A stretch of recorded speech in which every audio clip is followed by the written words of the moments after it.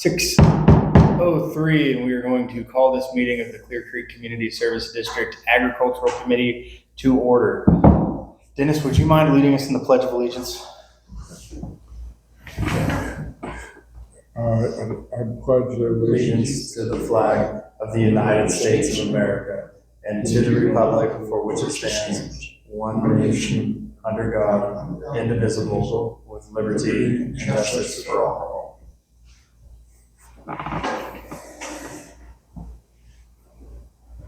Well, we'll go ahead and open it up for open time or public comment. We don't have any members of the public here today, so I think that, Caitlin, if you don't have any items, we'll go ahead and move past that. If you two have any items that you want to discuss, we'll bring that up during the committee members' report at the end of old business. Okay? With that, we'll move on to item number 4, old business, new business.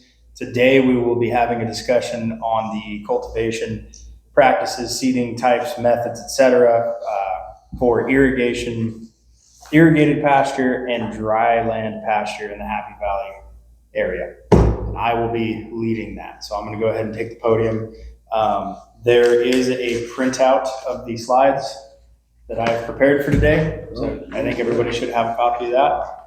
Yeah, well, one of these days we're going to get set up with a screen and we can go ahead and do presentations and go that way. And we're getting really close because we got the TV. Right.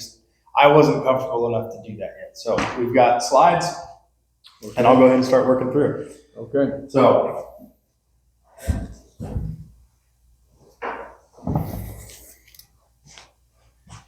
you know what? I called this to order. I didn't do a roll call.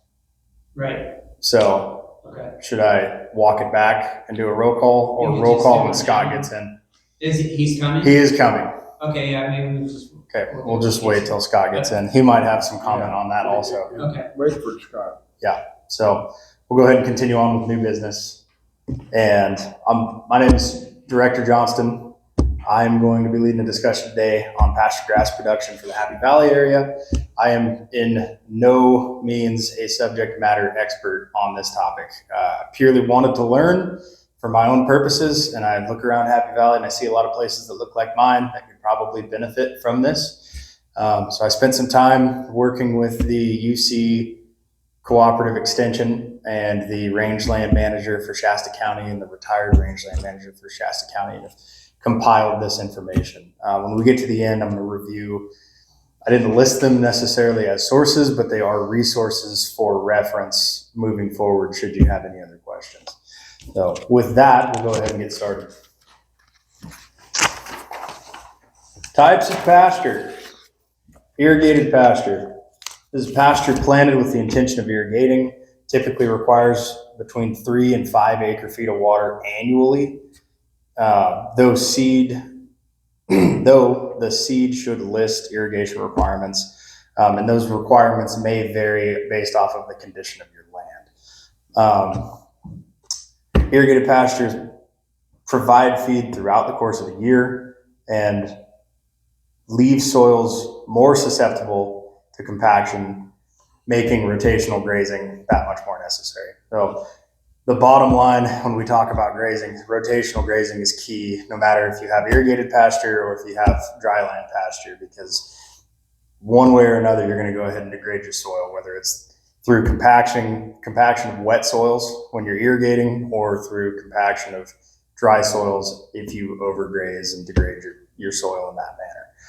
So there's going to be a lot of talk about rotational grazing today. This is stapled a little bit funny, so please bear with me because I'm going to probably have to flip and reflip. The second type of pasture we're going to discuss today is dry pasture, dry land pasture, dry land, rangeland, any way that you want to discuss it. It's the same, more or less. These are pastures that are planted with grasses dependent primarily upon rainfall to support stand growth and yield. Stand growth occurs during the spring and slows as soil moisture content decreases throughout the course of the summer. These can easily be overgrazed due to limited growth period, depending on the seed mix that you do have. So you're going to want to, again, rotationally graze your property your pastures to make sure that you're not taking too much organic material off and compacting the soils and depleting your seed mix that's in the soil. These can be easily overgrazed due to limited growth period. Rotational grazing is key. The soils of dry pasture are less susceptible to compaction, provided there's enough organic material on them and they're not overgrazed, than irrigated pasture that is wet still. So, moving on, we're going to go ahead and discuss seed mixes. For irrigated mixes, seed mix is just being the blend of seeds that you're going to plant when you do decide that you're going to seed your pasture. But irrigated mixes will likely consist heavily of the following grasses: the warm season grasses, which are like a Dallas grass, a Bermuda grass, and a Kikuyu grass. Cool season grasses, fescues, perennial ryegrass, orchard grasses, and then potentially you're going to look at adding trefoils, white clovers, or strawberry clover to your mix, a standard legume to add protein to that field. If you visibly can see the presence of clover in your pasture, do not add any clover to your mix. You're likely having, go ahead. Start over on that. Yes. Okay. So I'll expand on this a little bit. I was talking with Justin Virgil, who is the new UCCE Rangeland and Natural Resource Manager here in Reading. And in discussing seed mixes, he mentioned that you absolutely want to have clovers and legumes in your mix to increase protein in the field. However, if this last spring, and this is probably what's critical, if this last spring you went out and you noticed that I have clover, some of the other stuff may be more difficult to recognize, but if you can visually see a clover, the recommendation is do not plant anymore. It's present in your field. If you add to that, you're likely going to increase the likelihood of your animals that you're grazing on, they're bloating, because it's going to be too protein rich of a feed at that point. I'm going to circle back a little bit.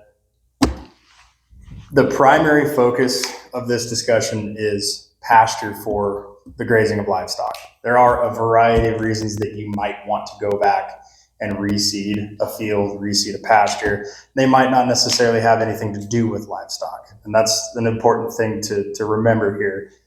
Just because this is livestock centric, it is not the only reason. The printout that Dale included for us is an article from the UCCE. So when I say UCCE, I mean University of California Cooperative Extension. And they put out peer-reviewed articles fairly often.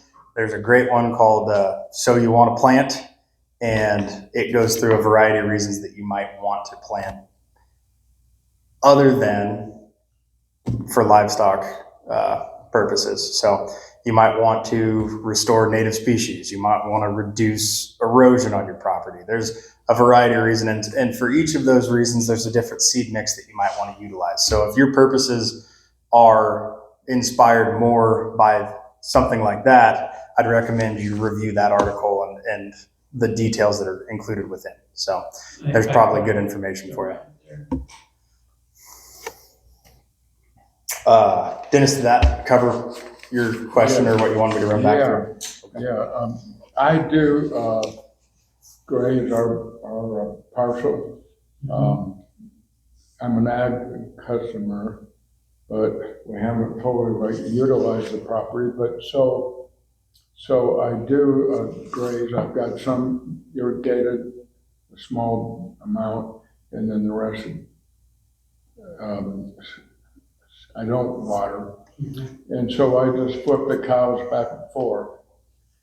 And we generally just graze in the spring and first start of the summer.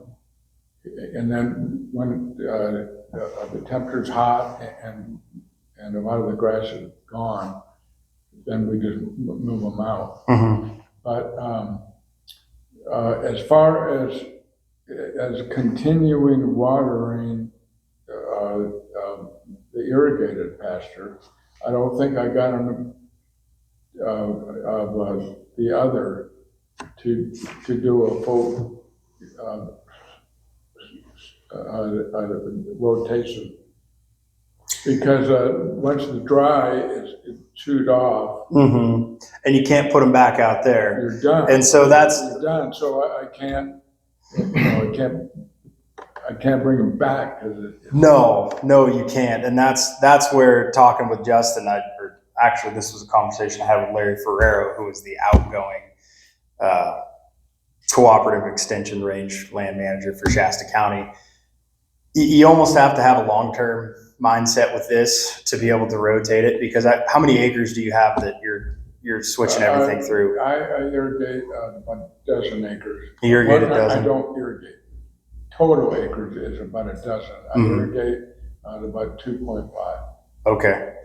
So Is that a me permanent thinking, pasture type with the rhizomes? No. Okay. Well, I don't water it the entire year There you go. okay. because I can't, because just what he's said. The cows can't stay on there while you're Correct. watering them because they'll compact the soil.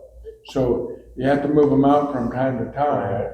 But once the dry is like chewed down, you're This, done. this is one of those things, Dennis, that it's so simple when you talk about it, and then you go to practice it, and you're limited on space, you're limited on where you can move stuff to. Yeah. So it's its own unique little challenge. I was talking with Larry about the same problem on my place. I'd love to go through and plant 3 of my pastures, but then I've got to make sure that I leave at least 1 or 2 open to be able to rotate stock through while that germinates and gets good to go. And then I'm going to put it back on those other 3, and they'll probably get grazed down pretty aggressively over the course of next summer.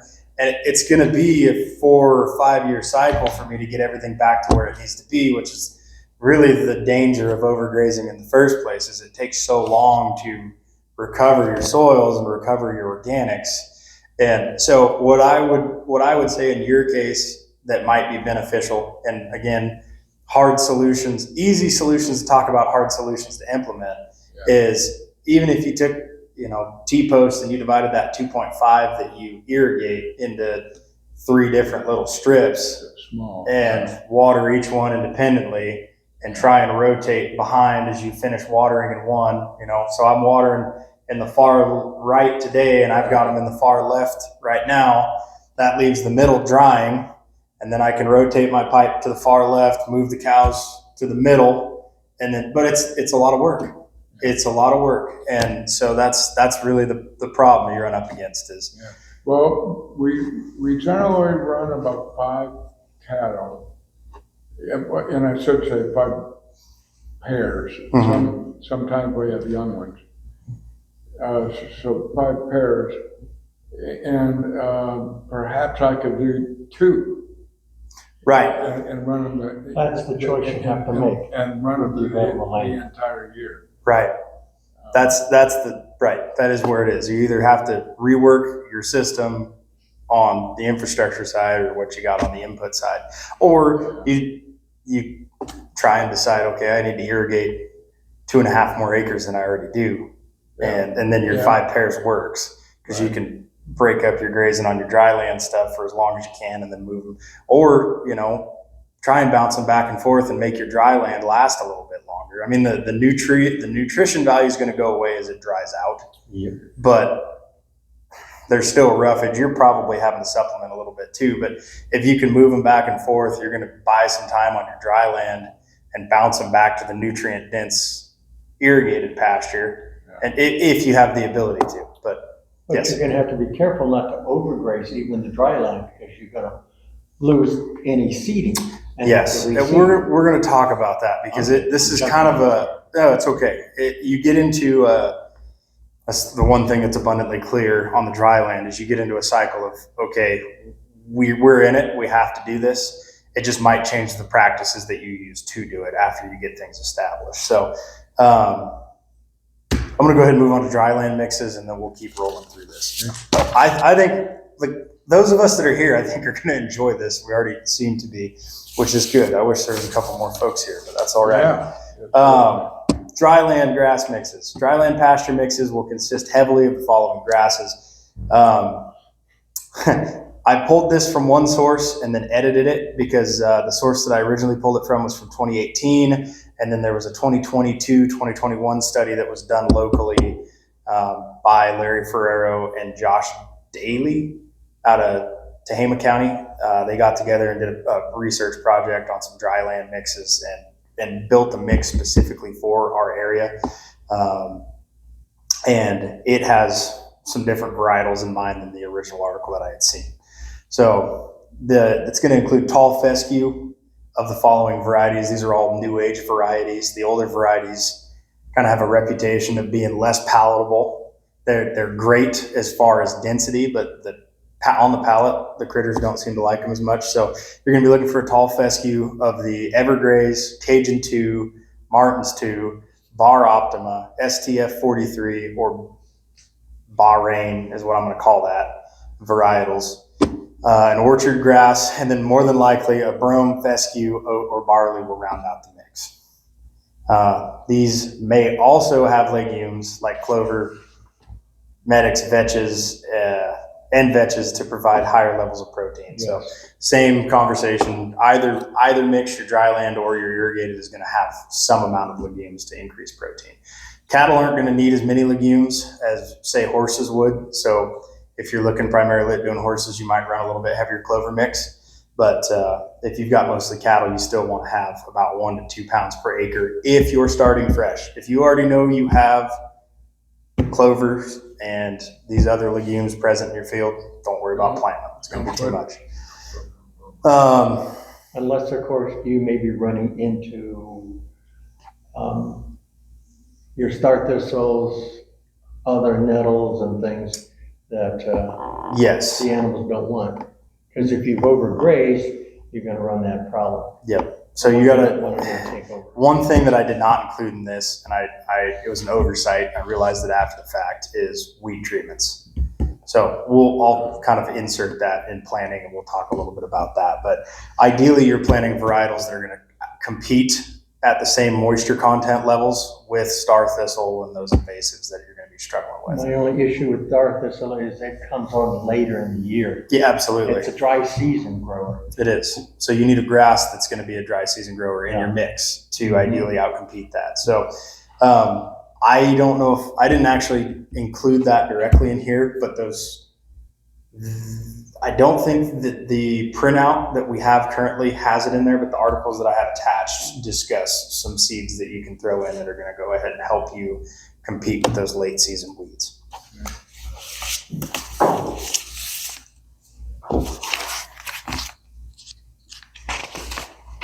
So annual versus perennial grasses. Annual grasses are much quicker to establish than perennial grasses and can be grazed more heavily much sooner. So if you're looking for quick recovery, quick turnaround, and quick feed, you're going to want to focus on a pretty heavy annual grass blend. These are shallower rooting, so they don't retain moisture as well. That is one knock on them. You know, they're going to blow up and grow, and then they're going to be done, and all the moisture in the soil is going to be lost. So you're not capitalizing on the restored or the retained moisture in the soils as much with annual grasses, but you are getting feed on the landscape very quickly. So it's a weighing of the pros and the cons on whether or not you're going to want to throw a high degree of annuals in your mix. They also require frequent reseeding because they are annual, and you're probably going to have those grazed down prior to them going to seed and reseeding the field on its own.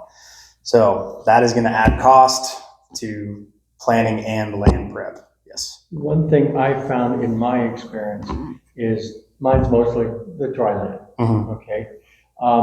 But in the spring, when it's first coming up, I rotate my cattle through it for 4 to 6 days. Mm-hmm. It has time to recover, Yes. so it'll still seed. So I do a bit of that. I'll run them through twice in each area.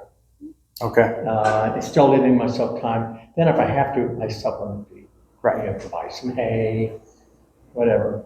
But that still gives you the ability to rotate and get Exactly. regeneration that way. So that's great. I appreciate that comment. Moving on to perennial grasses. Perennials are deeply rooted, allowing for greater moisture retention in the soils. However, they do take years to fully develop the root zone. So you have to be very cautious with them and be able to give them time. So they can be easily overgrazed in the first growing season if not allowed time for the root zone to develop and to fully generate and mature in the soil. Question, Yes. what is the recommended length of time? Because most of what I've read and experienced, most of your permanent pasture are rhizome based. Mm-hmm. And once you've got them established, even if the cattle come on it and break the rhizomes, they will still generate shoots. It depends on the article. So in the article that we have printed out, it says for certain certain perennials between 2 to 3 years for full maturation, Sure. which is prohibitive for a lot of folks, I would say. After talking with Justin Vigil, whichever it is, on the phone today, he said that you have to be extremely careful in the first growing season. Yeah. Basically the first 6 months it's in the ground, and then they'll hopefully mature to a point that you can go ahead and graze that a little more aggressively. But it seemed as though the first year you have to be. Let them have the year. Yeah. Agreed. It seems like it's kind of popular right now to focus on deep rooting and to improve the soil and productivity. And I've got some land in the Midwest, and that's what we're doing right now. And I'm trying to think of this type of grass. It grows real tall. It's not it's Sudan grass. Okay. Mm-hmm. And I know some folks have been planting that for grazing because it's deep rooted. I mean, that they go way down. And the benefits is that those roots stay in there, and then you keep doing it over and over and over, and eventually you're building up the humus, and it improves the productivity. Yep. And I think if you gave me 100 acres and 2 critters to be on it, Yeah. I'd probably say, yeah, let's go ahead and plant nothing but annuals. We're going to put a lot of time into this. We're going to develop the root zone. We're going to get dry land with annuals that is pretty resilient to drought and be able to restore that landscape.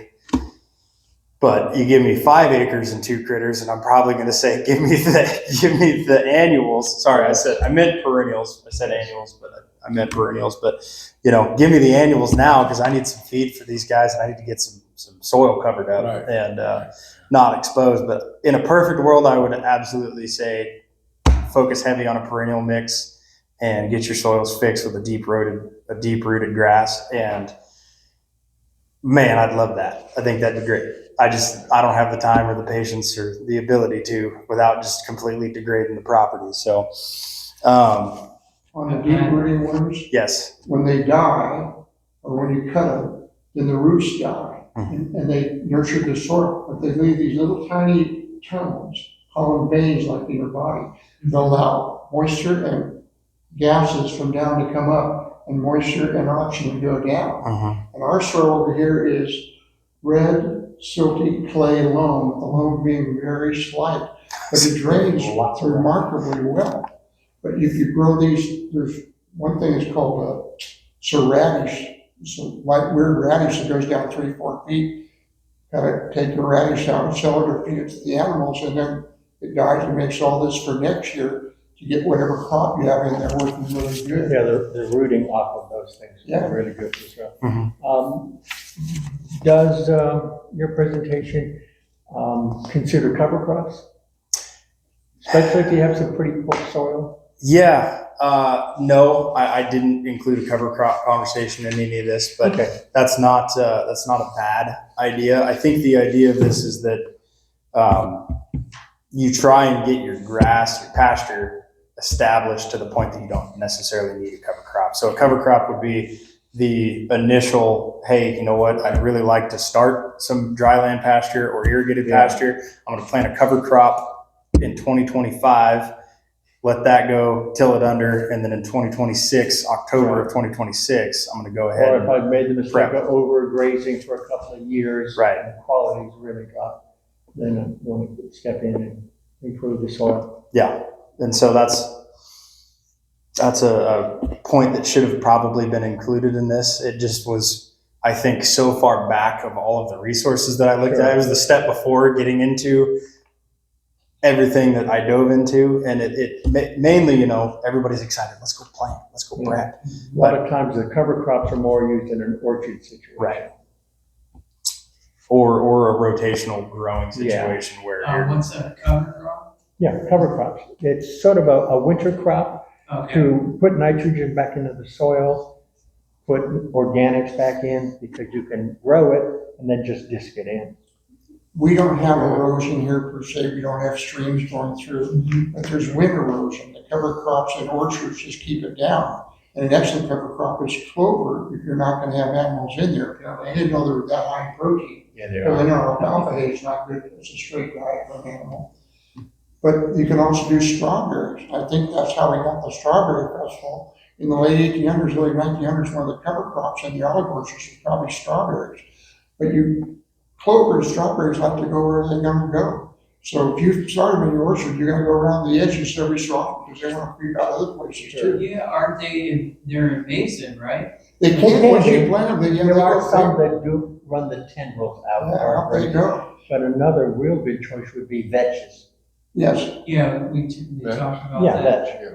So Purple flowers, you'll grow these legume, cover crops legume. and they're invasive and they'll cover everything. But then when you till them all back up, don't you risk them coming back and affecting your new well, crops? you don't want to grow cover crops for cattle, obviously. Right. I just didn't realize clover is that bad for cattle, but now I do. But you grow it for your gardens and for your olive orchards, so you don't have, and they keep moisture in. Right. You water them, goes in, they compete with the moisture, but their roots are shallow. And the olive roots are not really deep, but they're deeper than the strawberries, so it helps keep the evaporation down. So the water you give the strawberries is not as much as the strawberries stay from being evaporated.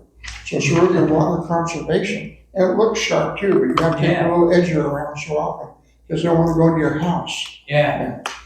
That's, so cover crops are and can be very important. And when we talk about planting, there's a lot of attention paid to prepping the field prior to, or the pasture prior to planting. You want to have some organics on it or in it. Preferably you want to have whatever grasses were there, short cropped with dry matter over the top. So that could be a cover crop had you planted that with enough time to prep. So if you're plowing and planting in late October, early November, then sometime in July, you probably would want to put a cover crop in, probably June at that point. Put a cover crop in, let that go to seed, die, till it under, and then you're good to go ahead and prep your seed. But we'll continue into that. So irrigated pastures.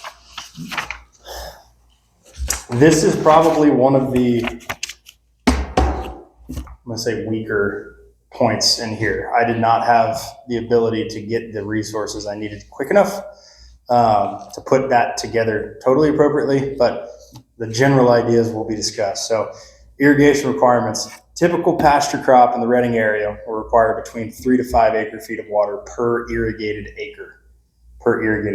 So, And that's on an annual basis. and that is on an annual basis. Some of it comes by rain and some comes by. And some comes by rain and some comes by the water district. So crop irrigation needs are typically that was a bad word choice on my part. Crop irrigation needs are typically, I said, relayed. It should probably say related for irrigation and soil water holding capacity purposes to inches. So a lot of the time in agriculture, you'll see inches of water needed for that crop. If you convert the acre feet that you need, you're going to be looking at between 36 and 60 inches of water annually that crop needs per acre. And we fall in rainfall here just below the 36. Yep. So you are very close on, I would say you're probably going to need to shade more towards the 60 mark than the 36 mark. Oh, yeah. But Well, especially with the drought. Yeah. You'll get rain spread out. Absolutely. So there is going to be a component of this that is met through rainfall, but you will have to set up your irrigation schedule to meet those lapses. Some of this water can come from rainfall. So irrigation schedules. Irrigation schedules will be dictated by your irrigation method and application rates. So some people I have seen out in Happy Valley, and I think they're probably older ag customers at this point, are set up and planed to do surface irrigation. Not very many, but I have seen it. I'd say more commonly, we're going to be sprinkling. You're going to be seeing sprinklers on the landscape. So there are tables widely available to calculate inches per hour of given irrigation methods. Yep. That's based off of your pressure. So you're going to have to go out and do some data collection on this. You're going to have to see what your pressure is coming out. You're going to have to see what your nozzle size is, and then find the flow rate for that nozzle size, or just do a simple gallons per minute calculation off of that nozzle up and down your set. It depends on whether you're doing it above ground or below ground, because there are still the aluminum above ground piping systems available out here. Yes, I have one myself. So it all is going to vary, but the information is out there for you. The last link on the back, one of the back pages, is a study that Larry Ferrero did probably back in the early 2000s, I believe. Mm-hmm. And there's about a 10-page section in there that focuses completely on irrigation and irrigation needs for irrigated pasture. Right. That's a great resource to refer to. They're all linked. I'll send the PowerPoint file to Dale, and that way you should be able to just highlight those links and put them into your search browser, and it'll take you directly to the PDFs. So that information will be available. Is there anything in all of this about additives that help with moisture retention? As far as organics and trying to, Organics or other? Not other necessarily. things that can be added? no. Okay. But you missed the part. I am nowhere near a subject matter expert on this. No, So of course not. I'm very eager to hear what you have on those topics that really should have been covered in this. So when we get to planting, why don't we talk about some additives that might benefit that? Irrigation schedules should be designed to address evapotranspiration of your pasture stand. Please reference the following study for irrigation schedules. Oh, I actually linked it in here. So that's got Larry's article or study right there. You will likely need to rotate stock as you rotate the areas that are being irrigated, because you want to keep them on dry soil, right? We talked about that earlier. And rotating stock into areas that have recently been irrigated, but in which the soil is dry, will prevent soil compaction and degradation of pasture. So I have some numbers, and we can talk about them. Should you decide to go the irrigated pasture route, and you are a customer of the district, which we all are. I'm gonna go ahead and pull it up. We don't sell water by the acre foot, even for ag customers. We sell water by the unit, which is 100 cubic feet. So if you were wondering, the cost breakdown on a unit basis for 1 acre foot of water is, if you are on the ag rate, $230.87 per acre foot. And if you are on the domestic rate, it is $243.93 per acre foot. Mm-hmm. Not much difference. No, I mean, there's really, per unit, there's only 3 cents different in cost. And how much do you need for 1 acre for the year? Well, 3 to 5 you're acre feet. 3 to 5 acre feet, but some of that is made up of rainfall, and we're right around 36 inches here. So you're looking at probably another 2 to 3 feet of 2 to 3 acre feet is probably what you need. Which, if it's 2, it's $461, $62 Per if it's acre. per acre. So per year. Per that's what acre you for have. the year. Yes. But you can minimize that somewhat depending on the organics in there, if you have shade trees, and realizing that as you hit latter part of June into July and August, that's where the majority of your irrigating will take place. Absolutely, because the what's called the ETO, the evapotranspiration rate in the months of July, August, and really it's centered on those 2 months, but you kind of spike as you come into the summer, and then it peaks in July and August, and then you kind of descend gradually into September and October. But those are the 2 highest months for evapotranspiration. You're going to be looking at like 8 inches of ETO being what's going to transpire through the plants, what the plants are going to pull out of the soil, and what's going to evaporate out of the soil naturally on its own. Yes. Does it talk anywhere in here about moisture meters? No. No. The district at one time had some and gave it out to ag customers. We got them through ag extension or something. Mm-hmm. Maybe that's worth looking into. You can get one from anywhere from $80 to $800. We got some basic ones that were fairly decent, free. I did sprinklers, hose for about 3/4 of an acre, sorghum, pearl millet, which I had to get from Guyana because we don't have any non-hybrids here, and then sunflowers. Well, those sprinkler hoses were the only ones I could get, different stores. I got them at Ace Hardware. And the summer, and the pressure killed them. Boom, they broke like they lasted a few weeks. And now I have pressure control valves on them because the pressure, I have a 2-inch meter, used to have a 3-inch, but it broke. Mm-hmm. Before your day, if you wanted to buy the property I had, the property I bought for $75K. But if you didn't have a 3-inch meter and I wanted it, I could have one for $165,000. So the property's $75, the meter $165. But it came with the meter, so I got it for free.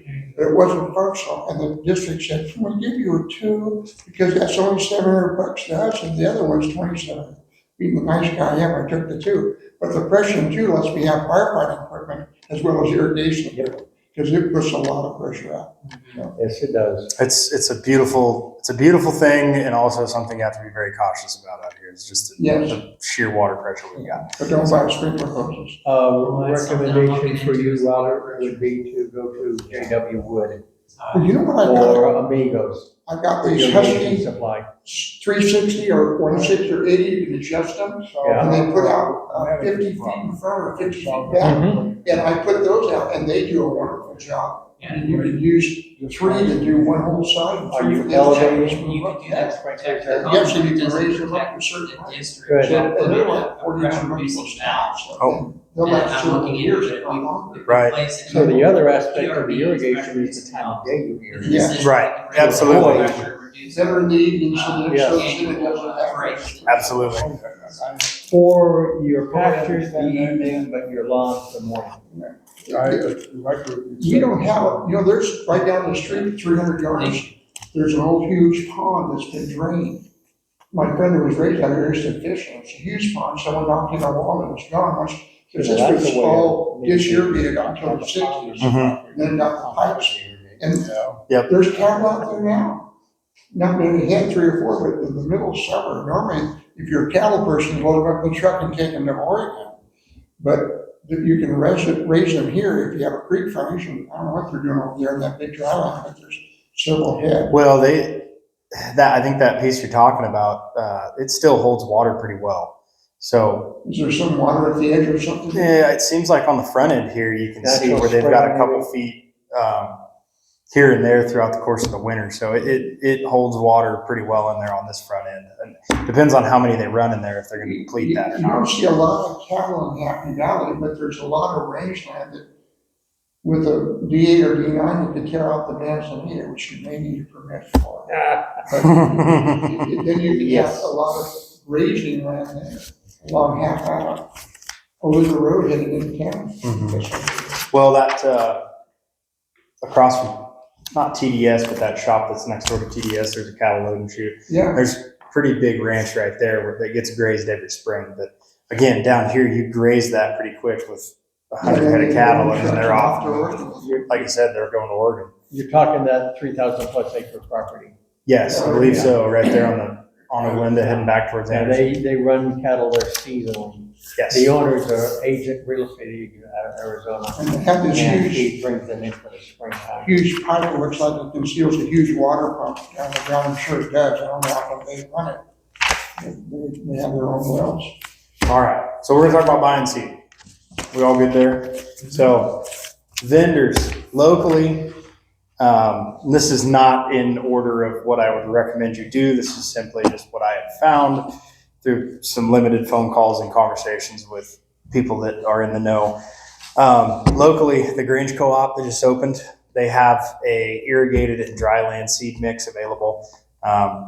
The dry land is about $225 for a 50-pound bag. The irrigated is about $207. So you're running a little over $200 on either of those bags. I will say these aren't necessarily formulated for the area. They would probably do okay, but they're not specifically geared for this. Grange Co-op is out of Oregon and Washington, and so those seed mixes are probably more, if they're designed for a Southern Oregon region, they're probably going to do okay down here, but more than likely it's going to be something in the Willamette Valley area that seed blend is specifically designed for. So it's an option, it's available.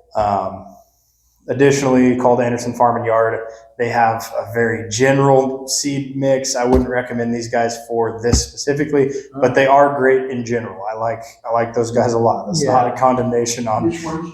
Anderson Farm and Yard, Lee, 273 right there off of near 273. Bruce They do a really good job. This is not really their forte. So, lastly, locally, Shasta Farm and Equipment carries a variety of seeds for irrigated pastures and dryland pastures. They also carry the dryland mix that was formulated by the UC extensions of Tehama and Shasta counties, which comes highly recommended. So for dryland mixes, I would say they're probably the ones to get in touch with. In the Sacramento Valley, these guys were also highly recommended by pretty much everyone I talked to. Lockwood Seed out of Willows is the place to call. They carry a variety of seeds to meet your needs. They are highly recommended. What I was told over and over again is that they're going to work with you. They're going to figure out what your needs are based on your soil type, what your desired outcomes are, and they're going to get you the seed mix that you need to get the results you're looking for. So locally, I'd probably recommend Shasta Farm. And if you have time and you're feeling froggy and you want to go to Willows, or at least call down, get a hold of Lockwood Seed. Do you have a cost on those? I don't, and everybody was a little, I'm not going to say they were dodgy, but nobody seemed to have them readily available. Right, the price varies. And so what I was told by Shasta Farm and Equipment is this particular blend that we're discussing, the dryland blend, which we'll talk more about him later, but Ivar, oh goodness. Anyways, first name's Ivar. He handles their planting program there. Are you, okay, so you're aware of him. Anyway. Family business. Yes. Okay, so Yes. I'm not super local yet. Didn't know that, but anyway, the owner who I was on the phone with said that they don't even necessarily know what the price is right now on that local mix because it's still coming in for the year. So that's how early we are in the planting season for that. So I don't have a good idea on what that's going to be. I would say ballpark it on the co-op price, and that's why I mentioned those specifically, as those were the only two real prices that I saw for a dryland and irrigated that were specific. So I would say you're probably looking in the $250 to $200 range on a lot of these seed mixes. And then Per 50-pound bag, typically. Yes. And then what about the Hawes Ranch? I know that they do have some. I didn't get a chance to call over there, so I'm glad you mentioned that. Yes. It's also available online. If you know the mix you want, Mm-hmm. you can go shop that. And there are companies that will blend for you and ship. So that's an option too. Gosh, what was the name? There was Irwin and Sons in Oregon was a source of some seed that I think would likely do that for you. But I would probably start at Shasta Farm or Haas if you enjoy going to Haas, and then maybe take a look at Colin Lockwood because they seem to be the seed specialists on that. Shasta Farms usually good on their quality stuff, and they're very receptive to. Yeah, they've been good to work with, they really have. You might They're pay a pricey little at more. times, Yeah, though. you might pay a little more. Yeah. More for an egg than I would elsewhere, but I always know my eggs gonna be quality, I'm not gonna have animals. Right. So moving on to planting. And before we talk when to plant, we'll circle back and mention that if you've got a piece of land that you know the soil is compacted, that it's very free of organic material and likely is depleted in nutrients, it's probably not a bad idea to put in a cover crop and allow that to mature, till it under. That way you have some dry organic material with that. But when to plant. Ideally, pasture planting in our area is going to take place in late October to early November. And in the Happy Valley area, we want to get seed in the ground prior to most of the fall rains. It's going to be beneficial to have one or two light ones prior to you putting seed in the ground because it's going to soften the soil up, reduce a little bit of compaction, and put a little bit of moisture in there for when you do end up planting. So, But not too early. but not We too had early. some early rains in September, Yes. but if you, it's perfect now. No, we had heat come back, and your seeds would have germinated and died. Yep. So we really are wanting to stick to that. Yeah. Well, I say this to say to stick to the late October, the early November. But if you get caught and it rains a little bit on you prior to, don't stress it. It's going to be beneficial if anything. So stick to your mid to late fall window, and we're going to be doing just fine. So planting in this window ensures that the seed will have ample moisture to support germination and establish through the winter and spring, and that the soil will be dry enough for proper cultivation and planting. In many cases, planting after the first rain can be beneficial. So if it rains, don't freak out. It's going to be okay. Just maintain your window. Especially if you prep the soil. Yes.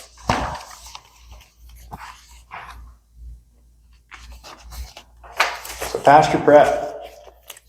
Pastures to be planted should ideally be grazed or mowed prior to cultivation. If you planted a cover crop, then you're going to want to go ahead and till that under. But as an act of planting, you may till it under anyway, so we'll just continue on from here.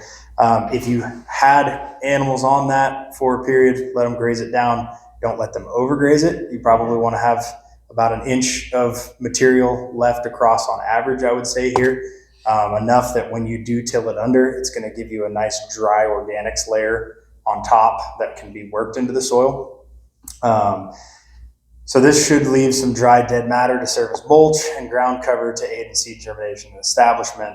Organic material should be low to the ground at the time of cultivation. So you don't want to go out into an ungrazed pasture and try and till that whole thing under and then try and plant seed. You're going to have to really work that soil to get that grass deep enough that you're going to have the soil coverage you need over your grass seed. Otherwise, your seed's going to try and fight down through that organic layer, and you're going to have a very low yield / germination rate.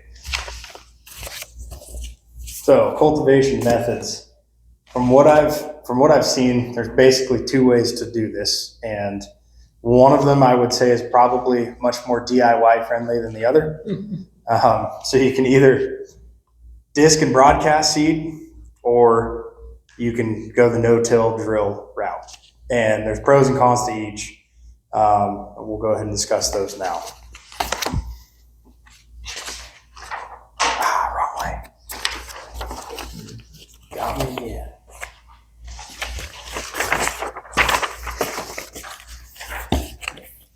The disking and broadcasting process. Depending on soil compaction, you may choose to either harrow. So in discussing this with Justin Visual today, he mentioned that you can either disc or you can harrow. If you have a soil that you think does not have compaction issues, more or less it's something that you're reseeding, you can probably go with a harrow and break that layer up as best as you can. But I think the best results are probably going to come from disking. If you have deeply compacted soils, damaged soils, you're going to probably want to disc them anyway to break up that what's going to be the root layer for your grass seed. Grass seeds are usually rooting in the top 6 inches, so that disc is going to go ahead and get you a couple inches of breakup to get those roots really started, and they can penetrate into the harder soil below that. But anyway, depending on soil compaction, you may choose to either harrow, lightly rake, or disc the soil surface. Minimal compaction you may lean towards harrowing. More compaction, you might lean towards disking. Harrowing requires the pasture to be harrowed in a crosshatch pattern. So you're going to run your tractor this way for the entire length of the field and overlapping runs. And then when you're done heading this way, you're going to flip around and you're going to come this way. Okay. So once we've got that crosshatched, you're going to go ahead and look at broadcasting. But if you go the disc route, same thing. You're going to crosshatch, passes this way, cross back, and then you'll go ahead and look at broadcasting. So once harrowing and disking is completed, seed should be broadcast. The application rate of seed varies in pounds per acre, but application rates will be higher for broadcast seed. So the numbers that I saw were typically around 15 pounds an acre for these irrigated, or the dry land is a little bit higher. You need a little bit more poundage per acre, but if you're going to broadcast, you want to add about 5 pounds per acre more than if you were to do something like seed drill. And that's just because it's a less precise method. You're doing the best you can to ensure that you plant it as uniformly as you possibly can and that you don't bury your seed deeper than you need to. But there's always a chance that that's going to happen and you're going to have a lower efficiency and a lower stand yield because of the broadcasting method. However, it is very DIY friendly. And we'll talk about that a little bit more. What's that? How to broadcast. Right. Well, I mean, you run down to, I guess how you do it, but you run down and you grab a grass planter Or a fertilizer. or a fertilizer spreader, and you go, and it's very labor intensive, but you dial it, you adjust to your rate. But you can do it as a homeowner, property owner without a lot of For a couple acres, it makes sense. Yeah, for a few acres, it makes sense. If you're planting anything more than that, I wouldn't advocate doing it this way. No, but we're talking. I mean, there's customers in the district that are running a couple hundred acres, and there's people in the district that I'm probably more gearing this to that are sitting on 2 to 3, and it's a different conversation for And each. they're doing it like that by hand? Probably not the larger. Not the large ones. You do No. mechanical spreaders. that No. you pull behind a tractor. Gotcha. Yeah, it's a much more industrial process at that amount of acreage than it is for people that are doing 5 acres at a time or less. And a lot of our customers are going to be probably in the less category. So more than likely, if you're sitting at over 20 acres and you're trying to plant that, you're going to want to have bigger equipment to do this a little more precisely and a little bit quicker. So I would say on the DIY side, for a small landowner that is just trying to do this more or less on the cheap on their own, you're going to think about disking and broadcasting. Oh, yeah. So once the seed is broadcast, the pasture should be drugged with a light drag to cover the seed in soil no deeper than a 1/2 inch. Very hard. Drag. What's that? Very light. Very light drag. So what I was talking about with Justin is he said, well, you need to go through and re-harrow it. And I said, is that a little too aggressive? And he said, at times it definitely can be. He said, I would say like a light drag. And I said, so in my mind, you get a section of chain link fence and you pull that through. And he said, that's about as cost effective and delicate as you could get and be effective. So you're really looking at very light. You're not going to want to drag a full harrow through there because you're going to pull too much soil up over the top of your grass seed. It's going to affect your germination rate. So stand yield / success rates are typically lower with broadcast seeding. We know that. That's why we're going to throw more seed at it to try and get the same results. but you're going to spend a little bit more money on seed to save money everywhere else. So, disking and broadcasting is ideal for reestablishing or establishing new pasture because it addresses the compaction issues that likely exist in soils, tills under organic material that you might not necessarily want to have, and gives you a fresh slate to start from as you move forward with your pasture. So if you're in a position where you've grazed a piece off completely and there's very little organic material left, or like Robert's case, which he's gone through and put a cover on everything, you're clearing timber to plant a garden or anything like that, that's an instance where you're going to want a disc. And you can also buy a little Amy shoe and plow after you've vertilled it and push it through if you're an old man that seeds it at the same time, and you get a lot of pity. You wouldn't have to drill that way. Oh yeah, you wear a farmer's hat, Nice. it's some tears really. So it's Now, for the smaller acre, 2 acres, probably best after disking to actually drag to knock down some of your clumps and whatnot, because if you're gonna go with the walk behind push thing, you want to make it a little bit easier on yourself. Yeah, absolutely. But So before you saying before you seed, are you saying before you seed, Scott, to go through and knock it down? Yes, Yes. and then a light one after. So you could take the same chain link and load it with some logs, Mhm. some. Just put some weight on concrete there. block, some weight, and then you do your same cross hatching Mm-hmm. Then go ahead and broadcast and then do it all over again. with the light, yeah. Yeah. Mhm. With a much lighter, take the weight off and just, it's a drag. So, okay, no-till drill or seed drilling. This will likely require the services of contract planner, as this equipment it's pretty difficult to obtain. There's certain areas, and I asked the UC office here if they had one for loan. There's certain areas where you can borrow equipment like this. I think that the Trinity County RCD actually has one that they'll loan out. I've heard of other cooperative extensions in other states that will have them that you can borrow and hook behind a tractor that you may or may not have. You have to Or rent rent. one. Or you rent, exactly. But more than likely around here, the UC office said they don't have one. And I didn't call any south of Reading. You might have better luck as you get down into the Central Valley finding something like that for rent. In the Reading area, there wasn't anything like that for rent. So up here, it seems like your best bet is just to hire out the services. So with no-till drill, seeds are planted precisely without tillage or at least minimal tillage of the soil. It's hard to say without. You're still having to open up a slit to plant the seed, but the overall impact on the soil is incredibly minimal compared to going through and disking. So the drill creates a small slit in the soil, drops a seed per slit, and then compresses the soil back over the seed. This leads to higher stand yield and efficiency, and is recommended for planting dryland pasture and rolling terrain because of the accurate placement of seed. So everything that I had seen or heard of, and we haven't talked about rolling terrain yet, but a lot of dry land, if you're seeding and planting for grazing, and really out here, you're going to run into this. It's not going to be a dead flat field that's planed off and ready to go. It's going to be, I've got a 10-acre parcel out here and it's got gradual terrain and rolls. You're going to want to bring in a seed drill. Should you decide that you want to plant that, it's just going to be a much more efficient and accurate process. You're going to have a heck of a time going through and disking that whole thing and dodging trees and getting it cross-hatched and getting everything drugged back the way that it needs to.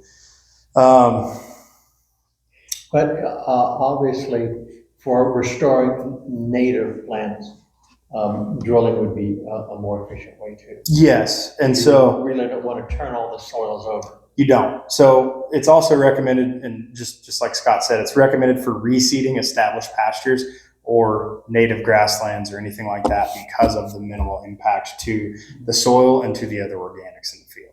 So, how much area does that cover at a time when it's seeding like that? So Is it I talked with Ivor, and they offer those services. He didn't mention specifically how big their seed drill was, Larry Ferrero did say that he thought that they had a 16-foot drill, so you're covering a 16-foot swath at a time, flipping Right. around. You can cover a lot of ground. That 16-foot setup might be, for some people out here, if they were looking at seed drilling, might be a bit excessive. There is, hang on. Okay. You're gonna wanna have 20 acres. For that big of a machine, probably, because he's going to have to be pulling that with a really large tractor. Yep. And it's gonna be restrictive in a small pasture, small area. He might not even throw a bit at it. So we're gonna move on. I'm gonna talk about that. I don't want to cut you short on your question. I just think that we're gonna go to the resources section now, and we'll talk about local services, which actually rolls us right into that. So I made quite a few calls on trying to find tractor rentals and implement rentals. And the only place that I could find in the Reading area that would rent you a 35 horse tractor and a disc was NorCal Tractor. They're off of Balls Ferry in Anderson. Mm-hmm. Okay. So their daily rate on that is $375. How much? $375 a day. For the day. For the day. Now I didn't ask for the weekly rate. Depending on your acreage, you may or may not be able to get that done in a day. But there's more than likely a weekly rate that breaks down to probably, if I had to guess, looking at this, $1,800 a day or a week is my guess on that. You could call and inquire, but I would say, based on what my perceived need would be on my property and not treating every area at once, if you're only doing 3 acres, you should probably be able to get that done in a day on the disking side. Yeah. Yes. It depends partly on the compaction of your soil too. True. You can go through a couple of rental agencies if you have a disc and rent a tractor that will pull the disc. Mm-hmm. And you can probably get away with a 20 horsepower. Yeah. Depending. It seemed like the smallest I could find available was like a 25 horse. So it's anywhere between 25 and 35. But NorCal was the only place that would rent you a disc. If you have a disc, then you can shop it around a little bit. Right. But it does seem like most other places are running, they're not necessarily running a 3-point on the back. They're running like a backhoe or something like that on it. So it's not geared necessarily towards ag equipment at that point. But I know that the rental guys did have a Bobcat that was somewhere in the same size as this. Yes, it just had a different configuration. They wanted to rent it with a rototill, and the rototill isn't going to be cost or time effective for what we're trying to do here. So there's other places you can look if you have availability to get implements. I would say my preferred method here is I have a neighbor. If you have a neighbor that has a tractor that sits there, he'd probably gladly take $100 for the day for you to go use his tractor that he's not using and his disc that he's not using. This is the big borrow and steal approach of the DIY side, right? Yes. Try and utilize the resources at your disposal. But if you don't have those at your disposal, then there's solid options for equipment rentals here in Anderson, or you can go the seed drilling route, and there's a couple different options for that. So the first ones we'll talk about, because I think it's likely the most applicable for the customers of the district, is a gentleman by the name of Bruce Gilbert. He's out of Palisadro. He has a small drill, so 8 feet or under, and does planting services. You got to consider gates for getting the bigger ones through. Yes. Yeah, no, that's a good point too. There's a lot of folks don't have a big enough gate to get a 16-footer through out here. So Bruce is going to be able to fit into most places out here and do pretty well. In talking to him, it doesn't sound like he does a lot of work out here at the moment. That doesn't mean that he's opposed to it. He said, I work in Cottonwood, so I'd be open to coming out and taking a look. And the one thing with both drilling services I talked to is that they're going to want to come out and they're going to want to give you a quote, because they're not going to commit blind to a cost per acre. I think if you were down in the Central Valley, like in the actual valley, and it's a little bit more of a known product for what the soil type is, what the terrain's going to be, they'd probably give you a price per acre. But they're going to want to come out and take a look, and that will help them build a better picture of what they need to do to help you also. So that might inform what your seed choice is, and so on and so forth. One thing to note with Bruce is you do have to furnish the seed. He's not going to buy the seed for you. So you buy the seed, he puts it in the ground. And So he'll tell you how much to buy. yeah, he'll tell you how much to buy. He'll let you know what you're going to need to use for that area, but you do have to source it. And then lastly, Shasta Farm and Equipment out of Cottonwood. Talked with Ivar. They have services. We talked about their 16-footer. It's a little bit big for what we probably have out here, but people that are set up for it would benefit from it. And they have a lot of know-how. They've been doing this in the area for a long time, and they do have that seed mix on the dry land side that we really like, and they have a very good irrigated pasture mix as well. So he's going to come out, he's going to take a look, and he's going to probably take very good care of you at the same time. So is there anything that I missed before we just talk about articles and pretty much wrap up here? Oh, possibly the idea of reseeding. So if you're doing a dry land mix, you pull the cattle off, allowing the mix to regrow and seed, then mow it. Mm-hmm. It won't be as tall, it'll be more in that 10-inch range. Mm-hmm. Then you can mow that and reseed your pasture Right. and extend it that way. So, and with that reseeding, initially we talked about you're going to want to go through and disc and drag and broadcast potentially if you're developing. But once it's established, that's likely going to be where you make the evaluation. Okay, I got a pretty good annual perennial mix here, and I've got some perennials that are established, and I don't really want to till those under. So let's go ahead and call Bruce or Ivar at Shasta and get a quote on what it's going to be to seed this, because it's going to be a lot less damaging to your existing pasture grass to come back in and seed drill when you reseed as opposed to starting all over. The disking and broadcasting is very much the nuclear option when it comes to the reseed. By pulling the cattle off and allowing it to seed, you'll still have to reseed your pasture about every 3 to 5 years. Mm-hmm. So it's a way of extending that out, not reseeding every season. Yes, sir. I hate to bring this up, but I don't want this to be a long discussion, just brief. Fertilizer, do you combine the seed with a little bit of fertilizer? I saw nothing in there about a fertilizer. Not for pasture so much. No. Then, probably the cost would just be Yes.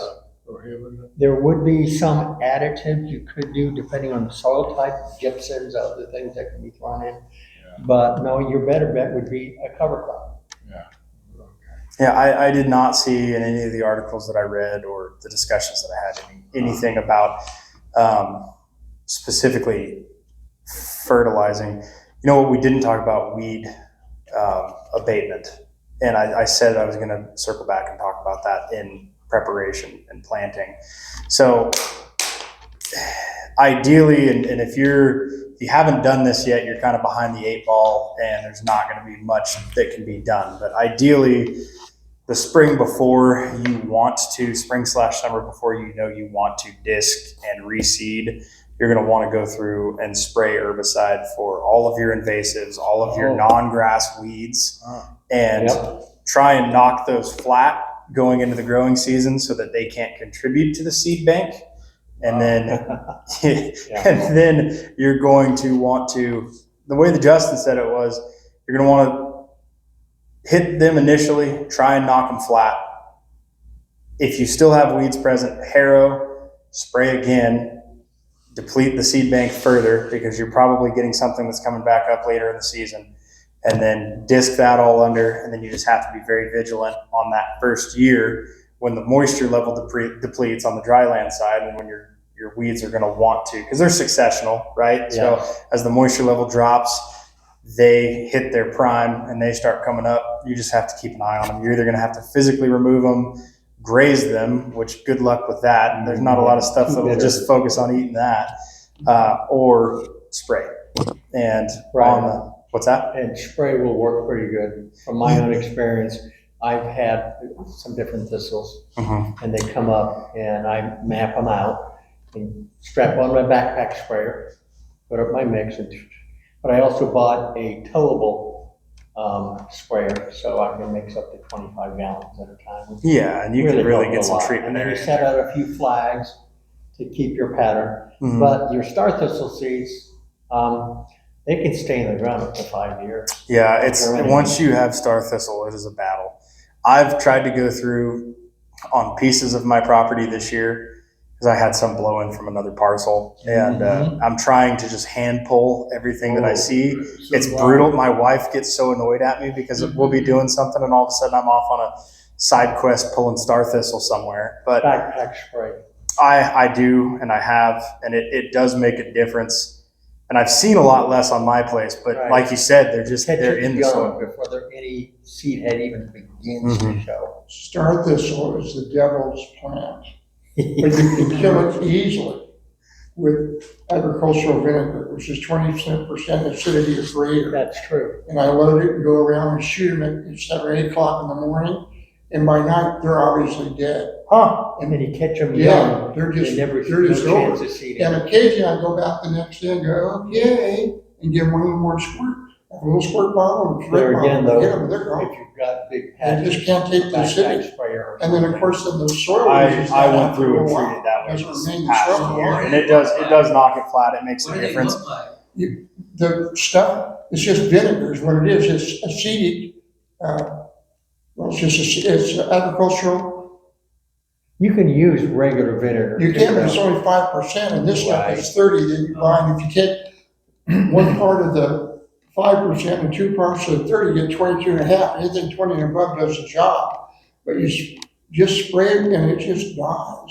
It's dead. Spray in the morning, it's dead at night. You're dead. And it's just a wonderful way. And I kill mine every year. I just go around because I hate all this stuff. What's Or that having costing gallon. a gallon? Huh? What's that costing? Well, it's normally, it can be $19 at Home Depot, and sometimes it's a little bit more at Tractor Supply, but I normally don't buy there for $19. And then you can get 2, and then one of store vinegar, be sure it's 5% rather than 4, and then you can mix it 1 part to 2, and you got 22.5%. That'll do the job. Whereas Ranger Pro, which is a version of Roundup since their patent expired, I can go down to Amigos or J.W. Wood or one of the others and buy 2.5 gallon containers of the Ranger Pro for about $110. Yeah, That lasts me a long time because I'm using about 1.5 ounces per gallon. that's a much cheaper price than going and buying the generic glyphosate from Tractor Supply because I think Yeah, for the same, they You get don't want to 80, go through they that, get they charge too much. Roundup Lowe's deterioration. Landscaping in the spring, this last spring, had it at about 105, 110. That's the not same bad. 2.5 gallon in a box. Mhm. And Roundup deterioration to its basic components in 2 or 3 weeks. Those components are not toxic, but those components stay around for years. So I do Roundup in the gutters. They're going back after a while. They can get past it. And then I use it for the Himalayan blackberries, but I don't go more than 10 feet on my property. And anything after that, I just dig up with a shovel and give it, and agricultural vinegar will whack those too, but it takes a lot of that. So I just do the Roundup when it's within 10 feet of the property line, and then anything after that, just scoop it up and then give it a squirt or 2. I've got one olive tree that's somewhat dwarfed because all the nutrients around there is going to Himalayan blackberries. I'm going to do hand cutting of that, and then when it's done, then I'll just put some Miracle Grow stakes around there, and they recover really quick. But Himalayan blackberries will take a couple of years to get rid of those. Yep, they do. Well, appreciate the time you've stuck into this with us. It was actually a lot of fun. Yeah, it's very good. It's very good. I enjoyed it quite a bit. I'm glad you all enjoyed it. Can we post this to the minutes in the website or something? That way it's there. Should people want to go back and find it, I doubt they will, but it's available. It's a lot of information. Maybe we can put on the website some general things or some links to contact people, or even have a few available if they want to come. Is there a way to just put the PowerPoint file I don't know. And Okay. so it's not just this whole printout, because this is 26 pages and Yeah. that's a lot. But Yeah, if you could post send the me PowerPoint. file. I was thinking if the PowerPoint could get posted on the water district's Facebook page. Yeah, that's, there you go. Post, and then if they can't get Let on the me website. say something or ask a couple questions of the general manager. Sure. He says he's got expertise. Are you familiar with this expertise?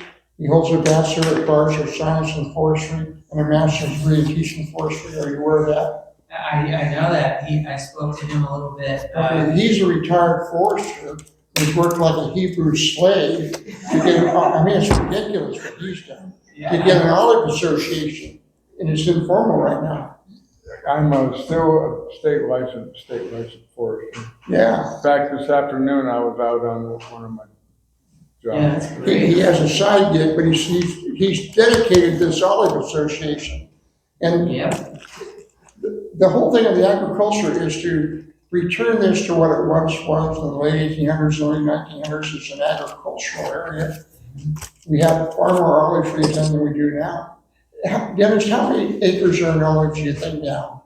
In the valley?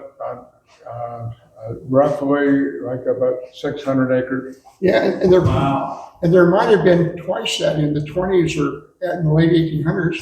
There was over 20,000 acres according to the Yeah. research I did. And they used to go for That was- Simmons and all sorts of stuff. And Anderson too. It's the whole thing from here to Anderson was just all agriculture. And to return it, it benefits the community. It increases the quality of life. And then some people get extra money for it. They grow a little bit and sell to a farmer's market. This two farmers market, virtually the only produce came from Scott because he does some raised bed. Hopefully next year we'll have some real vegetables too. Not just Scotch, but some other people, some vegetables. There's fruits coming out too. Ooh. There's fruit coming out. Yeah. Pears. I'll have pears and pomegranates available. Yeah, That's great. well, let's go ahead and move on to the next. Before we go, I'd Yes. like to finish the whole land with the understanding that if I go to permanent pasture and I rely on the district for water to maintain it, and a drought hits, the pasture dies. And I have to I've done that. reseed. Yes, I know. I've done that. And one of the things I tried to do when I first got on actually before I got on the board, was a supplemental water program for customers like that. And it is in the district as a policy to where during drought restrictions, if the board can obtain water, then customers can come in and buy the water. You pay for the water up front. Whether you use it all or not is up to you. And then you pay the monthly how much you ran through the filtration plant. Okay, separately. Because we buy from McConnell Foundation. something Right, like the district or does. whatever source. And it would then be up to the individual customer to sign the agreement to do it.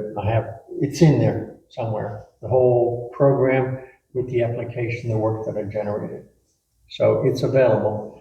But yeah, Great point, that's Frank. part of the problem with some of the growers out here was the lack of consistent water. And that's one thing we have to take into consideration when trying to encourage people to get back to the old roots. And your predecessor, who will be gone shortly, is a real great grant giver. And the feds are broke, but they still get grants for agriculture. California doesn't know what to do with money. It's just broke, but it still gets grants for agriculture.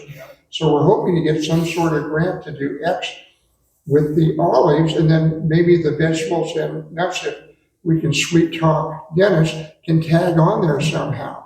But the olive thing needs to come into being an actual recognized nonprofit, and then we can go from there and see what we can do. So it's a real future out here, and it just benefits everybody. It's not like we're gonna be a huge place like Cayman County, which is huge in agriculture, then Glenn County, unbelievable down there what they produce. We're small, but still we can increase it, which is good for everyone. Absolutely. All right, well, I think that, Should we go ahead, go Dennis. on? Farmers market. Yeah, so I think that concludes the discussion on the cultivation practices and pasture grasses in Happy Valley. And our remaining old business item is a farmer's market update.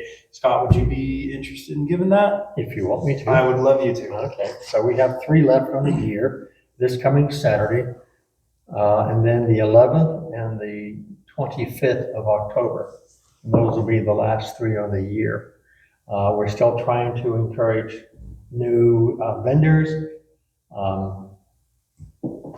It is a first come, first serve, but come when you want to.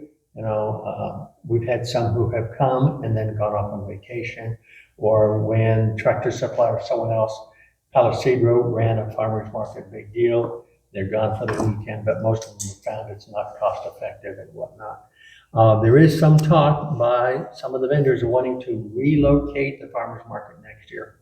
And they are looking into possibly a piece of land by the market at Hawthorne that CAL FIRE seems to own a lot there. So they're looking Doesn't into. our fire department own it? I don't know if it's our fire department or CAL FIRE. I think It might it's be ours. ours, but they're looking into it. And I'm also talking with them about who's taking over next year.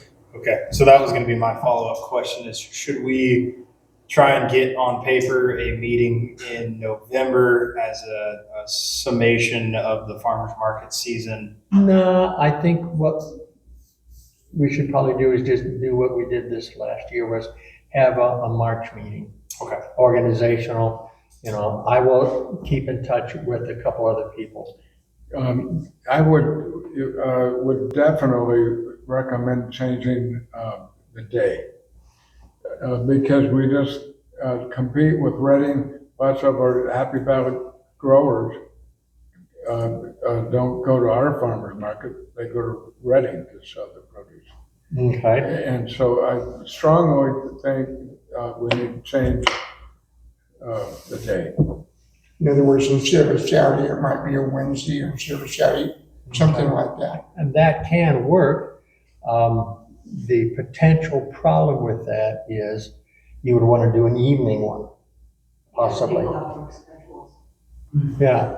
Yeah. And when you hit July and August, that evening one, when it's 115 out, people may not want to show. You can do it that way. And Then the other option but, would be a morning. But the IGO one, I think, is better than ours. And they do it just during the week. During the day, I during don't the know week? what day they do it, but it is during the week. I want to say it's a Thursday. Yeah, I think it is Thursday. So, okay. Well, I'm open to any change. We started it this way to get it going. Yeah. And beyond that, since my intention is to be moving sometime next year, I'm looking for people to take it over, to perpetuate it. Okay, well, that concludes the old business / new business agenda item number 4. We did make a mistake at the beginning of the meeting and during the call to order did not call the roll. Oh, you're here. I am here, so. Robert's here. He was under a lot of pressure. Dennis is here. Well, he's vice chair of the board. He may be taking over. I might, yeah, you never know. So, from right to left, I'm Robert O. Wharton. Logan Johnston, Scott McVeigh. Dennis Hosine. Dale Mancina. And our videographer. Miss Oh God No. Thank you for that.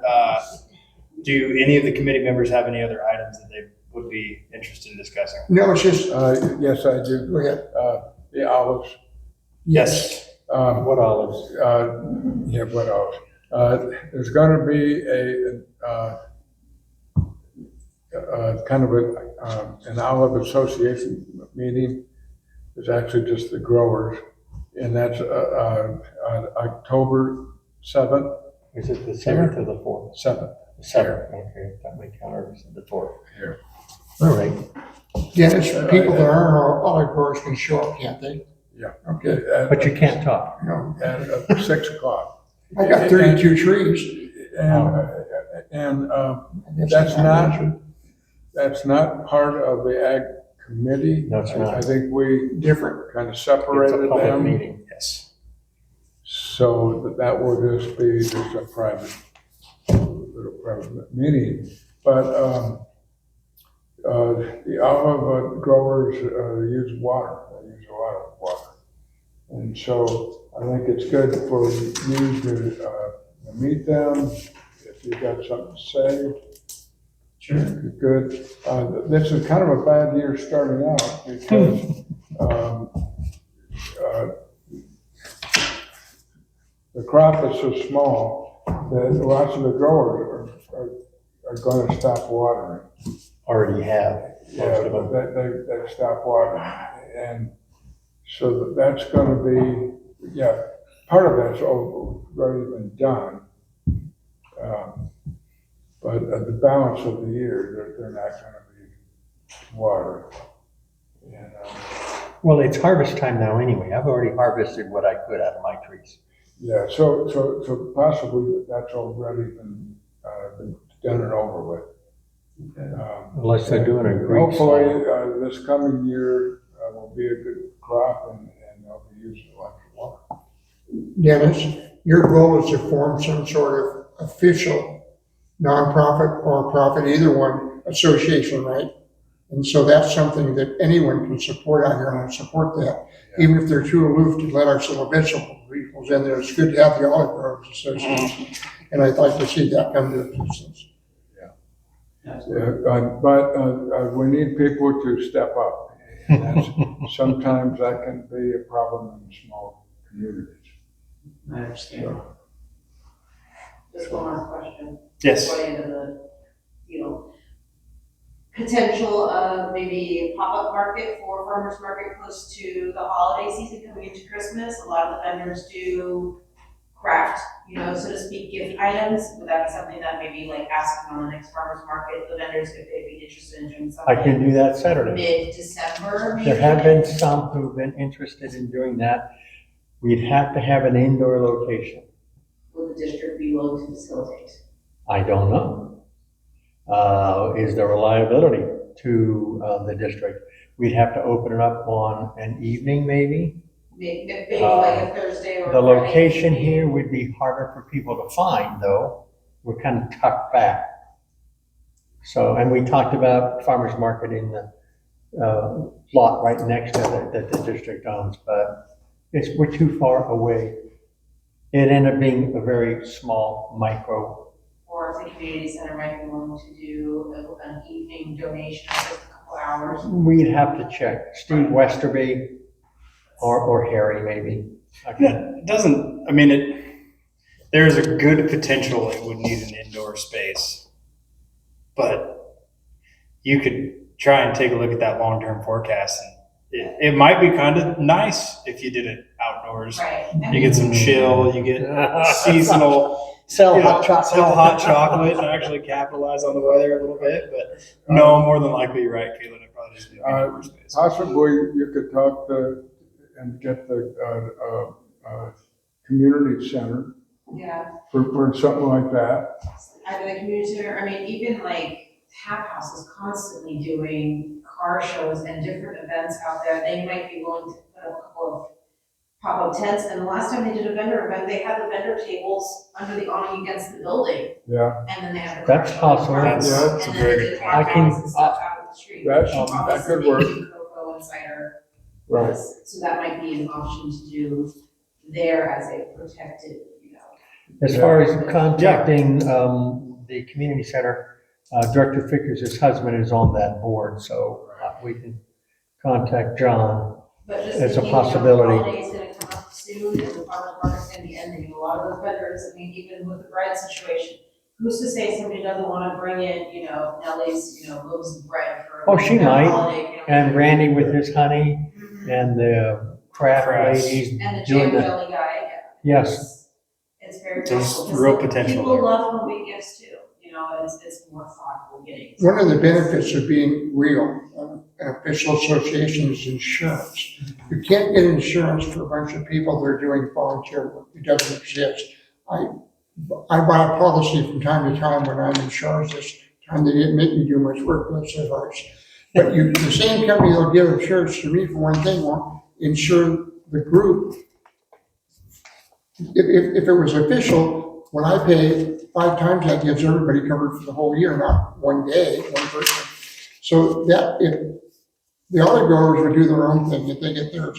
But one day the vegetable people would like to have vegetables and nuts, have an official thing, and then, again, don't panic on this, and it's too early to bring it to the board, but a tag on insurance policy for something like that must cost $300 or $400 because you're already paying $30K or something. They say, well, yeah, $300, something like that, which we could pay individually, but we have to have something official first. And it's too early for you to panic on that. So we won't lay it on you yet. All right. You think I'm being too nice to him? I think you're being perfectly nice. Thank you. I do have one more thing. I didn't quite get to this, but I would be remiss if I did not mention him. On the second to last page of the packet, under informational services, the contact information for Justin Vigil is listed. He is the Livestock and Natural Resources Advisor for Shasta and Trinity counties. He replaced Larry Ferrero. Dennis, you probably know Larry. Yeah. Yeah. Okay. So Larry was a local legend. This is his replacement. Spent quite a few hours on the phone with him in the last couple of days, and he's phenomenal. These guys are great. They've come out not necessarily from Shasta County before to one of our meetings, but I think we had, was it Tehama, Calusa, Glen, or something like that for the olive growers. So the UC extension offices are more than willing to help. They will give you as much time as you will let them, and as much information as you will also. So they're a wealth of knowledge. If they get interested enough and they've got time enough, they might actually come out and take a look at it with you. And they're great. I cannot sing their praises enough. This guy's phenomenal. He's still learning. He's very new, but he's going to work very hard to find you the information that you need. So if you run into issues in your seeding and planting and cultivation of pasture grasses here in Happy Valley, he's the guy to give a call. When we had the Glen lady and the Tamer lady, they're both women from the University Extension, we had the guy from the water board who had the northern region. He says, we got money at the kazoo. You guys want a free well with the solar power system? It's there, no one's applying for it. He told us how to apply for it. I don't know if anyone did, but he said, we got lots of money to put a well in for you and a power system if you need one. So he was really helpful too. I mean, they bent over backwards to give us all the information they could. Steve, his name's Steve. I can't remember his name, but we have him in the records. And he's for this water quality control board or whatever, he's the northern guy for this area. When he starts, I don't know if it was Glenn Cluson up here, for Luis Glenn up here. And he was very informative and said, we have this money. Let's get it. That's great. If there's nothing No, if there's nothing else, does he have something? Yes, I do. Okay. I move to adjourn. I think that's great. Yep. So Thank you. it is 7:35, and we are going to adjourn this meeting of the Ag Committee.